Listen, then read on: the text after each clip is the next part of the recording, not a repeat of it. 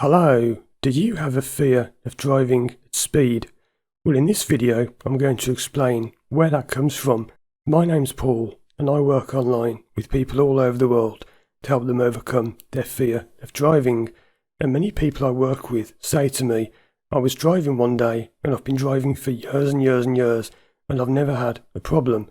But suddenly, I had this panic attack, and my hands started sweating, and I had to brake, and my speed was coming down and down and down, and I found that I felt fine doing about 40, but everyone behind was flashing the lights at me and honking the horn, and people were getting mad, and it made me feel worse and worse, and in the end I had to pull over and I had to phone someone to come and get me. If you've ever had that happen to you, then the chances are that one of the three things I'm going to talk about next has been the reason why. The first thing I'll explain is that this can come from a childhood event. So let me give you a case study of a client I worked with, because this will make more sense if you actually hear somebody's story. This person was driving along one day, and they'd been driving for many, many years, and they suddenly had a panic attack, and they said to me that they felt like they just wanted to hide underneath the steering wheel. They said, I just wanted to hide and put my hands over my head and kind of curl up into a ball because I felt so scared. So when they did therapy with me, we discovered that what they were actually doing was reliving an event from their childhood. So what had happened is this person had quite abusive parents, and they knew that whenever they were in the bedroom and they heard the front door open and slam shut, they were going to get a beating, because the parents used to come upstairs, take the belts off the trousers and beat them. So what they used to do as a defence strategy was whenever they heard the front door open, they would hide under the bed. Now think about it. What did the person say was the problem when they were driving? They said they wanted to curl up and lock into a ball and hide under the steering wheel. Well, you see, that's the similarity that led us to this event. They were effectively reliving this event from childhood. How that happens is that when you're driving one day, something around you happens which triggers off this memory. It could be something you see, something you hear, maybe something on the radio, an advert playing and there's a sound of a door slams or something. Anything can take you back to that moment, and this all happens within a fraction of a second. So you see, the reason you've got a fear of driving at speed is, and this sounds quite funny, you are not driving the car. The 5-year-old you is driving the car, because your mind has remembered something. It thinks you're back in that situation, and it instantly whips you back to that time when you had a solution to that problem, which was to hide under the bed. So that's why you feel like you want to curl up and hide under the steering wheel, and that's how it works. So you see, imagine how you would feel if you were 5 years old and you suddenly found yourself in control of a car. You'd be terrified, because your arms and legs wouldn't even be long enough to reach the pedals and the wheel. And of course you'd be in a panic, because you don't know how to drive, and it's an unfamiliar situation. So you see, what's happening is, in your mind, you effectively become that 5-year-old kid again, and that's why you're having a panic attack. Now, I do want to stress that was only for that one particular client. Every single person has a unique reason for their problem. So please don't go thinking, oh, that's what it is for me. Every single person is unique, and you have to go through therapy and find out exactly what your cause was. And it's not easy to do. You need a lot of skill as a therapist to do this. Let's move on to the second point, which is it can be down to a lack of confidence in general.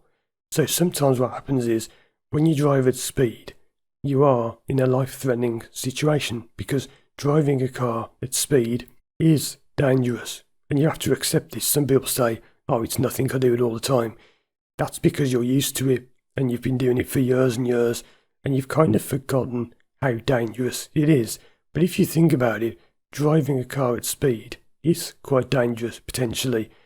And if you have any problems in your life which come down to a lack of confidence, when you're in danger like that, when your mind sees your life as being in danger, it will go into fight or flight mode. I've done other videos about this, talking about something called the amygdala, which is something in your head, which when you're in danger, it goes into fight or flight mode. There are actually more than two modes, but most people only know those two.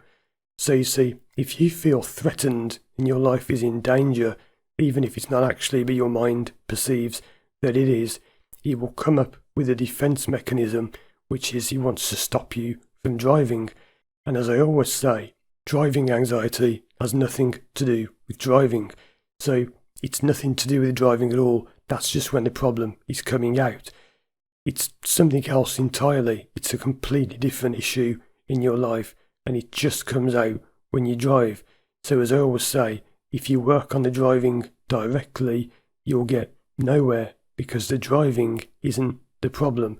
And that's where a lot of people go wrong, including therapists who waste the time working on the symptom, which is driving, instead of getting to the real root cause of the problem.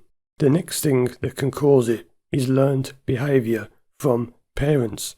Many people who come to me for help have said that their parents had the same problem, and that their parents hated driving, and they were always swerving all over the road, and they'd do anything to put driving off, and they just didn't want to do it. Well, if you've been brought up in that environment, then no wonder you've got the fear of driving. But it isn't quite that simple. People think, well, is that it? It's just a case of thinking, well, my parents had the problem. No, there's more work to do than that, because just knowing that won't help. You have to work out how that's giving you the fear, because you may have been driving for years and years and years and not had the problem.